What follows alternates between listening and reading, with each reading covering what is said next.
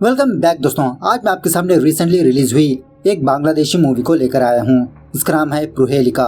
Movie के and में बहुत ही जबरदस्त ट्विस्ट देखने को मिलता है। एक्चुअली मूवी का ड्यूरेशन 2.5 घंटे के आसपास है। इस मूवी में काफी सारे गाने भी है। उसी तरह मूवी में एक बहुत ही बेहतरीन सा मैसेज भी दिया है डायरेक्टर भाई साहब ने।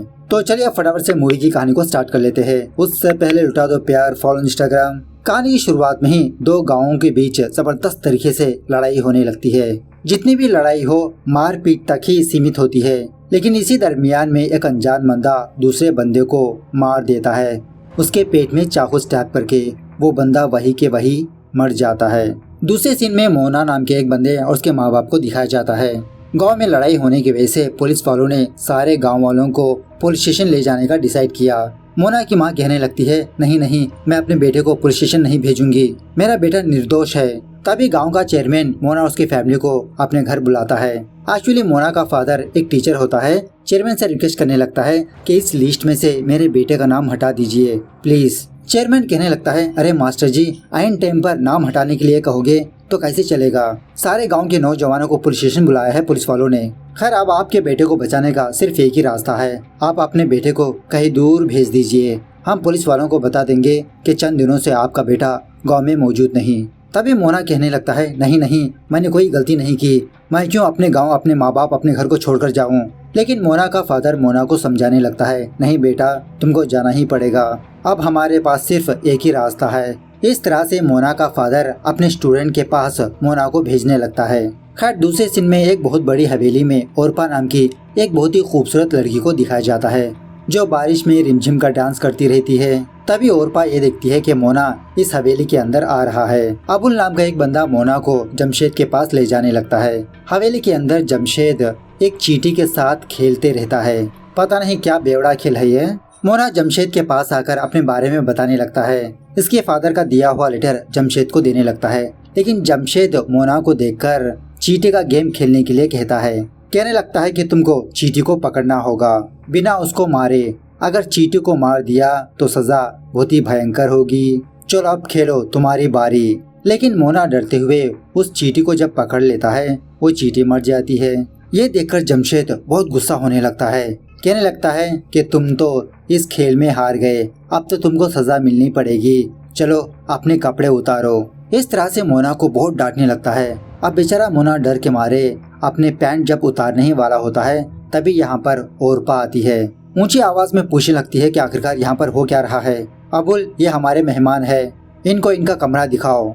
इस तरह से अबुल से कहने पर अबुल मोना को उसका कमरा दिखाने लगता है और ये भी कहने लगता है कि बेफिजूली में बाहर मत घुमा करो, हमारे साहब को ये पसंद नहीं। अभी ओरपा भाभी आने की वजह से तुम बच गए, वरना तो तुम्हारी चड्डी ही उतर जाती हमारे साहब के सामने।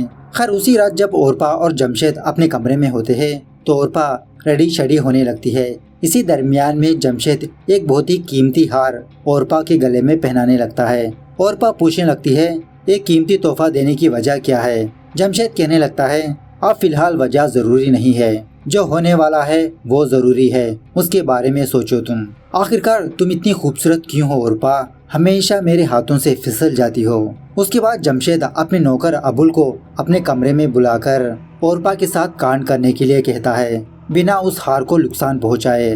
कमरे के बाहर जमशेद गाना गाते रहता है। गाने के दरमियान म्यूजिकल इंस्ट्रूमेंट्स के अंदर ओरपा को इमेजिनेशन करते हुए उसी तरह रोने भी लगता है। जमशेद ऐसा क्यों करता है ये हमको बाद में पता चलेगा। खैर, ये होने के बाद ओरपा अपने कमरे की खिड़की के पास आकर रोने लगती है।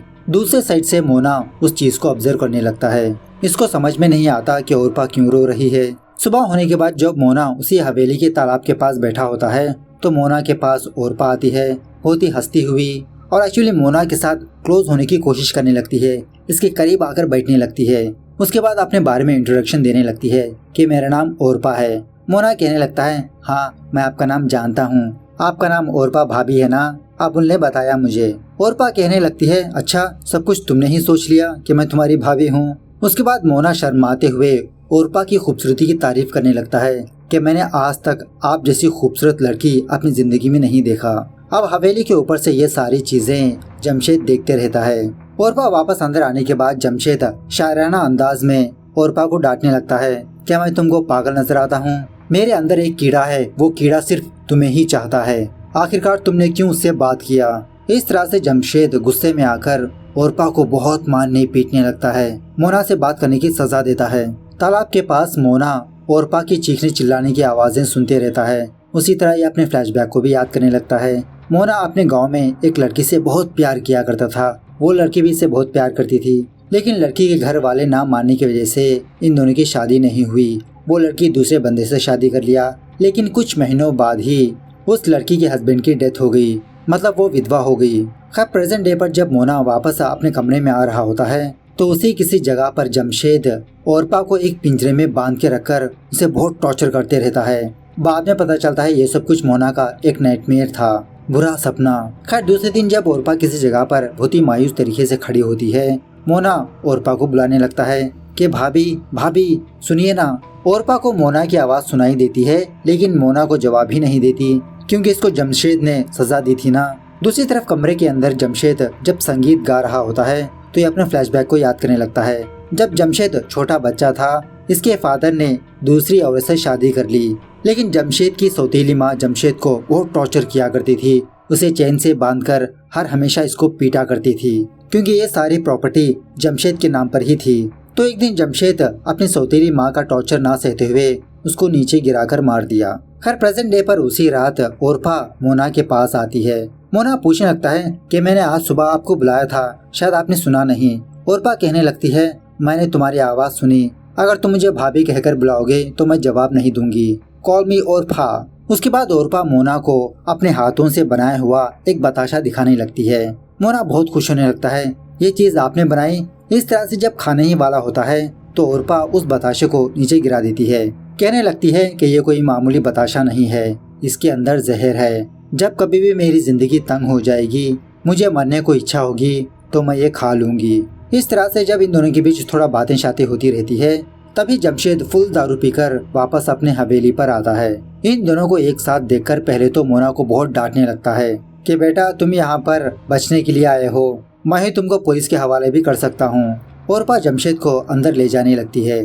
खैर दूसरे दिन जब ओरपा उस तालाब में स्नान कर रही होती है, मोना इस तालाब में आता है। ओरपा कहने लगती है कि मोना तुम मुझे पानी के अंदर तैरना सिखाओ ना। इस तरह से इसको भी तालाब के अंदर खींच लेती है।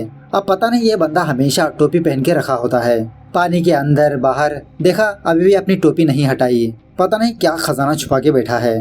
खैर इसी बातों ही बातों में ये दोनों पानी के अंदर जाकर चुम्मा चाटी करने लगते हैं, मतलब ये दोनों एक दूसरे से प्यार करने लगते हैं। अब हवेली के अंदर से ये सारी चीजें जमशेद देखते रहता है। उसके बाद जब ओरपा उसी भीगे कपड़ों से हवेली के अंदर आती है, जमशेद ओरपा को रोकने लगता है कि रुको ओरपा, बहुत दिन हो गए तुमको ऐसा देखे हुए, बहुत ही सुंदर नजर आ रही हो। ओरपा क्या तुम मेरे लिए एक काम कर सकती हो? तुम्हारे लिए तो बहुत ही आसान है ये काम। ओरपा पूछने लगती है कि क्या करना होगा। जमशेद कहने लगता है कि तुम मोना को अपने हाथों से मार दो। ये सुनने के बाद ओरपा गुस्से में कहने लगती है कि वो यहाँ पर तुम्हारी शरण में आया है, वो हमारा अतिथि है, बेफिजूल की बातें मत करो तुम। इस तरह से वहाँ से जाने लगती है। तभी अबुल ओरपा के सामने आकर इसके सामने ज्ञान पेलने लगता है कि भाभी आप जो कर रहे हो थोड़ा सोच समझ कर करना। ओरपा कहने लगती है मुझे क्या करना है क्या नहीं करना है ये तुम मुझे मत सिखाओ, mind your own business, I have my business. दूसरे दिन मोना और ओरपा एक नाव में बैठकर नदी में बस ऐसे ही सैर करने के लिए निकलते हैं। यहाँ पर इन दोनों के बीच बहुत ही रोमांटिक तरीके से बातें होने लगती है। ओरपा कहने लगती है कि मोना मैं एक दिन तुम्हारे लिए गाना गाना चाहती हूँ, काफी दिन हो गए मैं गाना गाए हुए, और हाँ मुझे भाभी कहकर मत बुलाओ, ओरपा बुलाओ। तो मोना शर्माते हुए ओरपा कहकर बुलाने लगता है, उसका हाथ पकड़कर। तभी किसी किनारे पर खड़े रहकर अबुल इन दोनों को एक साथ देख लेता है। उसके बाद यहाँ पर इन दोनों के बीच एक बहुत ही रोमांटिक सा सॉन्ग चलने लगता है, और इस गाने में भी ये बेवड़ा अपने सर पे से टोपी ही नहीं निकालता, जिस कलर का शर्ट पहनता है उसी कलर की टोपी भी पहनने लगता है। पता नहीं क्या माजरा बाजरा है ये। खैर उसी रात अबुल मोना के पास आकर इसको हल्के से वार्निंग देने लगता है कि मैंने आज भाभी और तुमको नदी में देखा, अगर ये बात मालिक को पता चलेगी तो तुम्हारी खैर नहीं।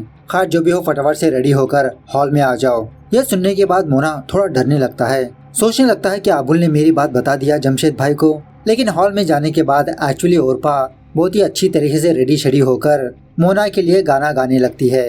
इस मूवी के गाने घंटा कुछ समझ में नहीं आया, लेकिन सुनने में बहुत ही अच्छे हैं। खैर गाने के दरमियान जब ये दोनों दोबारा पप्पी शप्पी करने लगते हैं तभी यहाँ पर जमशेद आता है। कहने लगता है, वाह औरपा वाह, बहुत दिनों बाद मैंने तुमको गाते हुए सुना, बहुत अच्छा लगा। इस तरह से मोना को डांट डपट कर यहाँ से भेज देता है और औरपा से कहने लगता है, चलो हम दोनों गाना गाते हैं। इस तरह से जमशेद और औरपा गाना गाने लगते हैं। अब ना चाहते हुए भी औरपा जमशेद के लिए गाना गाने लगती है। गाना होने के बाद जब जमशेद औरपा के पास आता है कांड करने के लिए तो औरपा उसको लात मारकर ढकेल देती है। कहने लगती है कि तुम्हें भी पता है तुम्हारी बांसुरी में अब वो सुर नहीं है। इस तरह से जमशेद का मजाक उड़ाने लगती है। मतलब एक्चुअली जमशेद नामर्द होता है, इसको सिर्फ गाना गाना आता है, बजाना नहीं। अपने सेटिस्फैक्शन के लिए अपने नौकर अबुल को औरपा के पास भेजते रहता है। गुस्से में आकर जमशेद औरपा को दोबारा बहुत मारने पीटने लगता है क्योंकि इसने इसका मजाक उड़ाया। औरपा की चीखने चिल्लाने की आवाज मोना सुनते रहता है अपने कमरे में बैठकर, लेकिन बेचारा कुछ नहीं कर पाता। सुबह होने के बाद दोबारा औरपा हंसते हुए मोना के पास आती है। मतलब ऐसे बिहेव करने लगती है कि रात को कुछ हुआ ही नहीं। लेकिन मोना अच्छी तरह से जानता है कि औरपा के साथ क्या हुआ। इसके जख्मों पर दवा लगाने लगता है। ये दोनों बहुत रोने लगते हैं। एट द सेम टाइम दूसरी तरफ जमशेद अपने आप को पनिशमेंट देते रहता है क्योंकि ये नामर्द है, औरपा को कुछ नहीं कर सकता। आफ्टर सम टाइम जमशेद अपने हवेली से नीचे कूदकर मर जाता है। अब जमशेद तो बहुत बड़ा सिंगर होता है, इसकी डेथ के पीछे कारण क्या है ये वजह जानने के लिए शरीफ नाम का एक पुलिस ऑफिसर इस हवेली पर आता है। सारे घर वाले शरीफ को एक ही जवाब देने लगते हैं कि जमशेद कैसे मरा किसी को नहीं पता, ये सारे लोग अपने अपने कामों पर थे। उसके बाद शरीफ औरपा के पास आकर ये पूछने लगता है, क्या तुमने मुझे पहचाना? रिसेंटली मेरा यहाँ पर ट्रांसफर हुआ। सीन थोड़ा फ्लैशबैक में जाने लगता है। एक्चुअली कुछ सालों पहले औरपा एक ब्रोथल हाउस में काम किया करती थी एज ए सेक्स वर्कर की तरह। एक दिन शरीफ औरपा के पास आया। औरपा अपनी कहानी शरीफ को बताने लगी कि बचपन में ही इसके माँ बाप गुजर जाने की वजह से इसके मामा ने इसकी परवरिश की, लेकिन औरपा के मामा मर जाने के बाद औरपा की मामी इसको एक ब्रोथल हाउस में बेच दिया। मजबूरन औरपा यहाँ पर अपना शरीर बेच रही है। अब पता नहीं शायद जमशेद ने औरपा से शादी किया था या तो फिर इसको अपने घर में लाकर रख लिया। बेचारी औरपा को टॉर्चर करते आ रहा है। खैर इन्वेस्टिगेशन के दौरान शरीफ औरपा और अबुल पर ही शक करने लगता है कि शायद इन दोनों का चक्कर चल रहा होगा, इसलिए इन दोनों ने जमशेद को मार दिया। लेकिन मौका देकर अबुल शरीफ से औरपा के बारे में बताने लगता है कि सर औरपा और मोना का चक्कर चल रहा है। मोना कुछ दिनों पहले ही हमारे हवेली में आया। दूसरी तरफ मोना औरपा के पास आकर कहने लगता है कि तुम पुलिस वाले के पास जाकर सच क्यों नहीं बता देती कि जमशेद किस तरह से तुम्हें टॉर्चर किया करता था। औरपा रोते हुए कहने लगती है कि मैं ये बात किसी को नहीं बता सकती। लेकिन मोना शरीफ के पास जाकर जब जमशेद के बारे में बताने ही वाला होता है, लेकिन तभी शरीफ मोना की एक भी बात ना सुनते हुए उसको घसीटते हुए पुलिस स्टेशन ले जाकर इसको 3rd डिग्री देने लगता है। बहुत मार पीट कर ये कबूल करने के लिए कहता है कि इसने ही जमशेद को मार दिया औरपा को हासिल करने के लिए। मारपीट के दौरान एक कांस्टेबल इसकी टोपी हटा देता है। शरीफ से कहने लगता है, अरे सर इसका सर देखिए कैसा है। तो शरीफ कहने लगता है, छी छी छी, लगा दो इसकी टोपी इसके सर पर ही। अब पता नहीं इन लोगों ने क्या देख लिया इस टोपी के अंदर, पूरे मूवी में टोपी निकालता ही नहीं बेवड़ा ये। उसी रात शरीफ औरपा के पास आकर कहने लगता है, अगर तुम सब कुछ सच सच बता दोगी तो मैं मोना को छोड़ दूंगा और इसी तरह तुम मुझे थोड़ा कोऑपरेट करोगी तो और भी अच्छा होगा। मतलब शरीफ की गंदी नजर औरपा पर होती है। औरपा यही कहने लगती है कि मोना ने कुछ नहीं किया, उसको छोड़ दीजिए बस। लेकिन शरीफ तो नहीं मानता। दूसरे दिन औरपा मोना को देखने के लिए जेल जाती है। बेचारा मोना बहुत जख्मी हालत पर होता है। ये दोनों हल्के से गाना गाते हुए एक दूसरे को हक करने लगते हैं, अपने प्यार का इजहार करने लगते हैं कि किस तरह से ये दोनों एक दूसरे से प्यार करते हैं। दूसरे दिन जमशेद की ऑटोप्सी रिपोर्ट आने पर यह बात पता चलती है कि जमशेद हार्ट अटैक की वजह से मर गया। अब पुलिस ऑफिसर शरीफ इसी चीज को ध्यान में रखते हुए मोना को रिहा कर देता है। मोना बहुत खुश होकर हवेली जाने लगता है औरपा से मिलने के लिए। और एक्चुअली पहले से ही औरपा रेडी शेडी होकर रहती है मोना के लिए। ये दोनों हक करने लगते हैं, लेकिन बाद में पता चलता है कि ये बेवड़ा मोना घर के पास आने के बाद इमेजिनेशन कर रहा है। खैर जो भी हो, मोना औरपा को बुलाते हुए जब उसके कमरे में जाने ही वाला होता है तभी अबुल औरपा के साथ कांड करके उसके कमरे से बाहर आते रहता है। मोना को देखकर वहाँ से डर के मारे भाग निकलता है। ये देखकर बेचारा मोना टूट के बिखर जाता है, बहुत दुखी होने लगता है। जब औरपा के पास जाता है तो औरपा मोना को देखकर बहुत खुश होने लगती है, इसको हक करने लगती है, बेड पर बिठाती है, इसकी सेवा करने लगती है, भरपूर प्यार जताने लगती है। लेकिन फिर भी मोना अपनी टोपी नहीं निकालता। गुस्से में आकर ओरपा से कहने लगता है कि तुमने मुझे क्यों धोखा दिया, मैंने तुम पर विश्वास किया, तुमसे प्यार किया।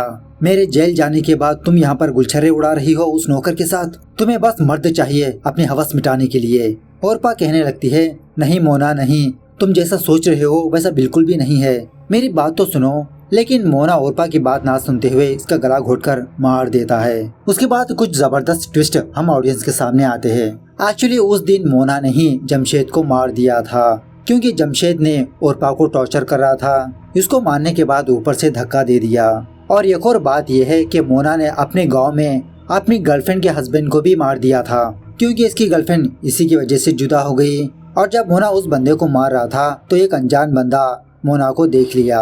अब मूवी की स्टार्टिंग में दो गांवों के बीच झगड़ा हो रहा था ना, उस वक्त मौका देखकर मोना उस बंदे को मार देता है, जिसने अपनी आंखों से मोना को उस बंदे को मारते हुए देखा। एक्चुअली अंदर से बहुत ही सैको किस्म का बंदा होता है मोना, लेकिन ऊपर से बहुत ही मासूम नजर आते रहता है। अब जाके ये बंदा अपनी टोपी निकालता है। इसकी हेयर स्टाइल को देखकर ही समझ में आ जाता है कि ये गजनी है। दूसरे सीन में हम ओरपा की लाश उस तालाब में देखते हैं और बैकग्राउंड में ओरपा की आवाज आने लगती है। कहने लगती है कि मोना, मैं अपनी जिंदगी में सिर्फ तुमसे ही प्यार किया। मैंने सोचा हम दोनों एक साथ अपनी जिंदगी गुजारेंगे। एक्चुअली उस दिन अबुल मेरे पास आया था मुझसे कांड करने के लिए, लेकिन मैंने उसको मार पीट कर वहाँ से भेज दिया।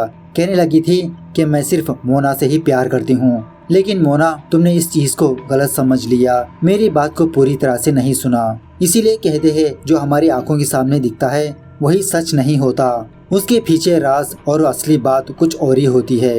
आंखों देखी हर बात सच नहीं हो सकती। इसी मैसेज के साथ ये मूवी यहाँ पर दी एंड होती है।